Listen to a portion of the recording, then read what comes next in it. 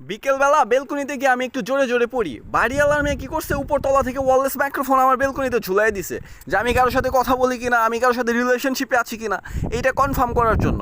তো আমি প্রত্যেক দিনের মতো বিকেলবেলা গিয়ে বেলকনিতে গিয়ে একটু পড়তেছিলাম, হঠাৎ দেখি যে আমার চোখের সামনে ওয়্যারলেস মাইক্রোফোন ঝুলতেছে। মানে রুমের মধ্যে বইসা আমি কি করতেছি কি বলতেছি সব কিছু শুনতেছে এই মাইক্রোফোনের মাধ্যমে। তো ভাবলাম যে এটাই চান্স, কিছু একটা করি। তো সে তো সব কিছু রুমের মধ্যে বইসা শুনতেছে, তো আমি পকেট থেকে ফোন বের করে বান্ধবীকে ফোন দিলাম, দোস্ত আজকে আমার জন্মদিন, আমার জন্মদিনটা পালন করবি না তোরা? আমাকে একটু সারপ্রাইজ দে, গিফট দে, কেক পাঠা। যাই হোক, ওর সাথে কথা বলতে বলতে আমি সোজা রুমে চলে গেছি, যে উপর থেকে তো সব কিছু শুনতেছে, দেখি কি করে।